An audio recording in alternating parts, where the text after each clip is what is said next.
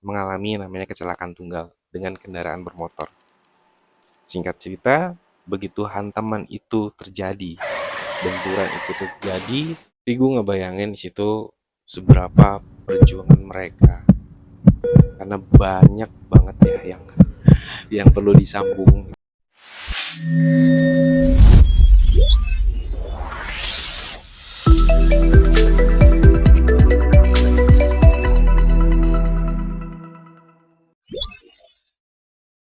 Assalamualaikum warahmatullahi wabarakatuh. Jumpa lagi dengan channel Sudut Hadi.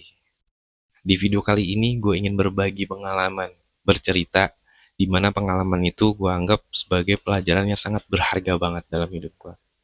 Sangat berarti banget dan gak pernah gue lupain, gak akan pernah gue lupain. Nah, pengalaman gue ini ada kaitannya dengan judul video ini adalah ada kemudahan di balik kesulitan. Jadi gue pernah mengalami namanya kecelakaan tunggal dengan kendaraan bermotor. Singkat cerita, begitu hantaman itu terjadi, benturan itu terjadi, kemudian gue bangun untuk gue bangunin motor, kemudian gue jalanin motor sampai ke rumah sakit sendiri. Sampai di IGD, itu dimulai yang namanya orang-orang baik yang terlibat dalam kemudahan-kemudahan itu.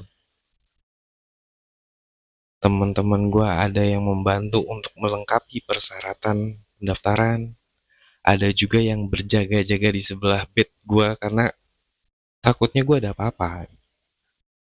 Nafas gue pelan-pelan udah mulai susah, udah mulai sesak, karena yang dihantam itu sebelah kiri. Untuk tim medisnya reaksinya sangat cekatan sekali. Dari membersihkan luka-luka gue, dari pasang infus, pasang oksigen, terus nggak lama dari situ gue dibawa ke ruang ronsen untuk ronsen.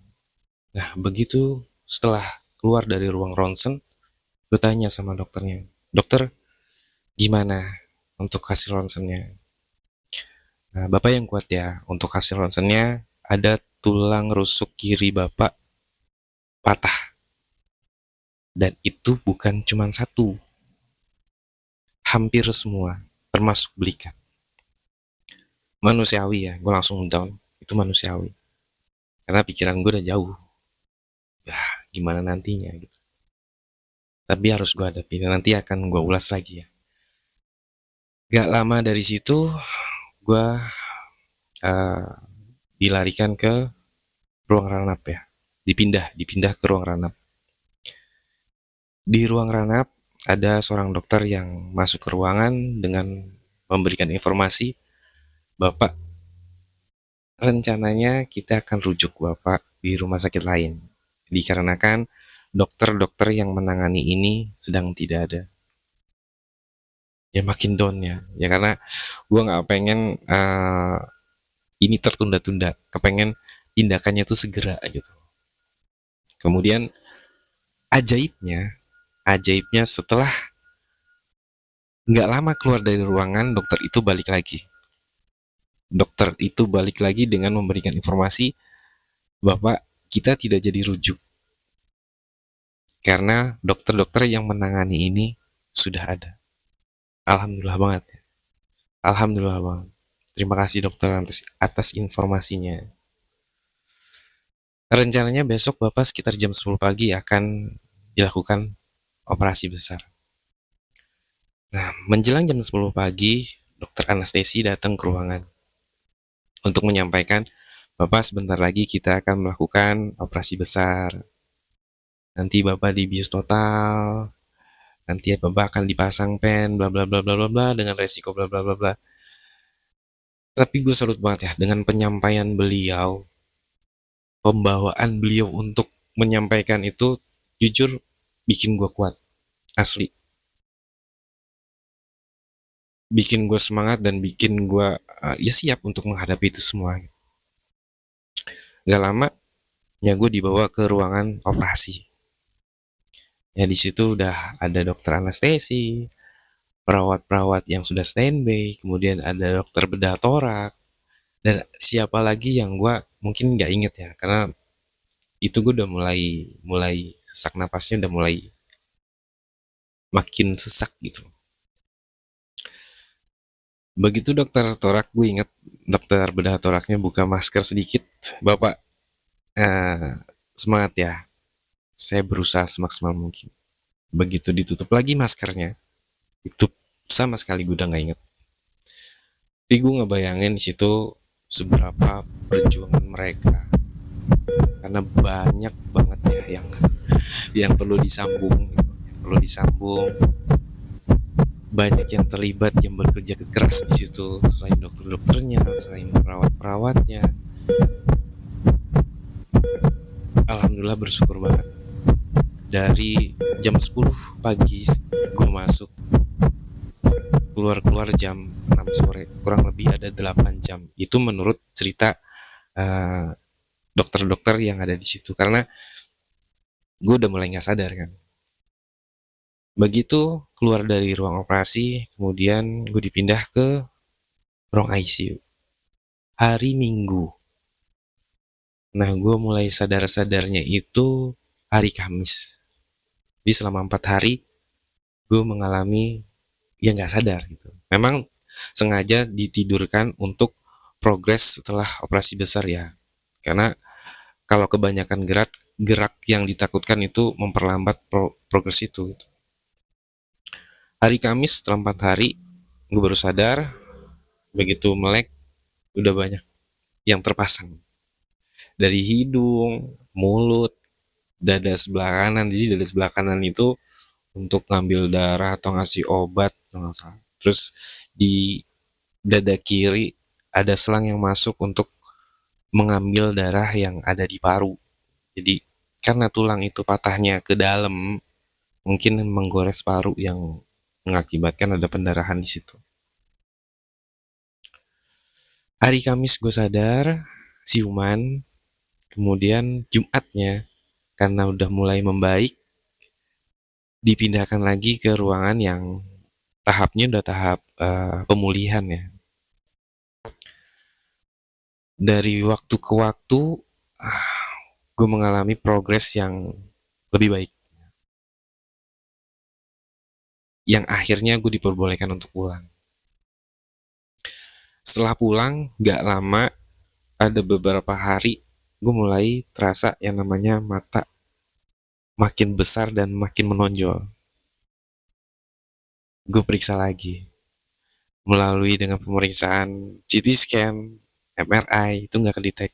Karena MRI gak kedetek, saya disarankan untuk DSA. DSA udah langkah mendiagnosis yang paling kecil pembuluh darahnya. Setelah DSA, gue baru ketahuan ada pembuluh darah yang seharusnya tidak mengalir, ini mengalir ke pembuluh darah pena, kemudian menampung sehingga mendorong mata hingga menonjol ke depan dan ke depan terus.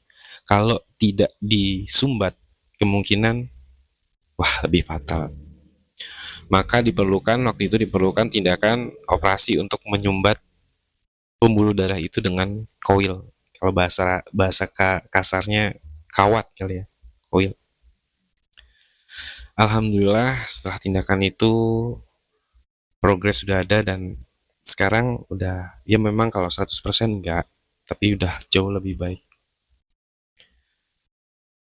Gue bersyukur banget ya sudah melewati itu. Yang bikin gue bersyukur itu dari awal kejadian gue dikasih kemudahan untuk bangun lagi, bawa motor ke IGD. Terus ya karena gue di sini sendiri, gue dikasih kemudahan melalui teman-teman gue yang ngebantu proses pendaftaran, dibantu juga untuk langkah-langkah medisnya oleh tim medisnya, dari pasang alat untuk pemeriksaan yang selanjutnya. Itu yang tadinya dokter bilangnya nggak ada, memang nggak ada, tapi ajaibnya alhamdulillahnya ada. Jadi dari awal sampai hingga kini gue merasa kemudahan yang ada di kesulitan itu beriringan datangnya. Bebarengan kayak sejajar gitu. Kesulitan sama kemudahan kayak bebarengan aja. Nah, itu bukti bahwa kita harus yakin pertama ya. Kita harus yakin bahwa kita menghadapi kesulitan itu, kita yakin dulu deh, pasti ada kemudahan. Memang gak semua kemudahan itu datang dengan beriringan. Ada yang kemudahan itu dibalik atau tersembunyi di balik kesulitan itu yang harus kita tempuh dengan mungkin cara memandang kita terhadap kesulitan itu. Mungkin kita harus evaluasi, kita harus berusaha, berupaya, dan banyak proses-proses, lapisan prosesnya untuk menemukan kemudahan yang tersembunyi di balik itu. Tapi yang gue alamin itu bentuk kemudahan yang kayak sejajar gitu ya. Nah, di video kali ini gue ambil kesempatan untuk menyampaikan banyak-banyak terima kasih kepada orang-orang yang membantu gue di fase itu, baik itu dari segi materi, dari segi tenaga, waktu, doa, support, dan sebagainya, banyak banget. Dan yang gue nggak feeling bakal bakal sebanyak ini yang ngebantu gue gitu, nggak feeling, asli gue nggak feeling kalau, karena gue merasa gue bukan siapa-siapa dan gue nggak punya ketenaran, gue nggak punya posisi apa-apa. Jadi ini ajaib banget, ternyata banyak banget yang peduli sama gue, dan itu gue nggak feeling. Dan dalam video ini gue pengen ngucapin terima kasih banyak kepada semua yang terlibat dalam kemudahan-kemudahan itu. Ya gue nggak bisa ngucapin satu persatu ya, karena gue hanya bisa mendoakan semoga orang-orang ini selalu diberikan kemudahan. Hanya itu yang gue bisa. Gue cuma bisa banyak-banyak terima kasih. Dan pesan terhadap mungkin ada beberapa atau teman yang sedang menghadapi kesulitan, cerita ini bisa lo ambil. Dalam arti, gue yang terbaring di ICU yang udah gak bisa apa-apa, itu aja gue masih semangat. Dan kalau lo fisik lo, mental lo masih kuat, masih sehat, seharusnya jiwa semangatnya lebih besar dari gue. Seharusnya kemungkinan untuk mencapai tujuan lo lebih besar. Jadi pesan video ini, mudah-mudahan baik yang sedang mengalami kesulitan apapun itu, yakinlah pertama bahwa ada kemudahan di balik kesulitan itu. Jangan patah semangat, jangan putus asa. Yakin pasti akan ada kemudahan. Untuk video kali ini saya rasa cukup itu aja. Saya takut terlalu bertele-tele, hanya kepada poinnya aja dengan melibatkan sebuah pengalaman saya pribadi. Oke, terima kasih banyak bila kalian masih nonton video ini sampai terakhir. Dan jangan lupa, bagi yang belum subscribe, boleh subscribe. Dan jangan lupa untuk like, komen, dan share-nya. Assalamualaikum warahmatullahi wabarakatuh.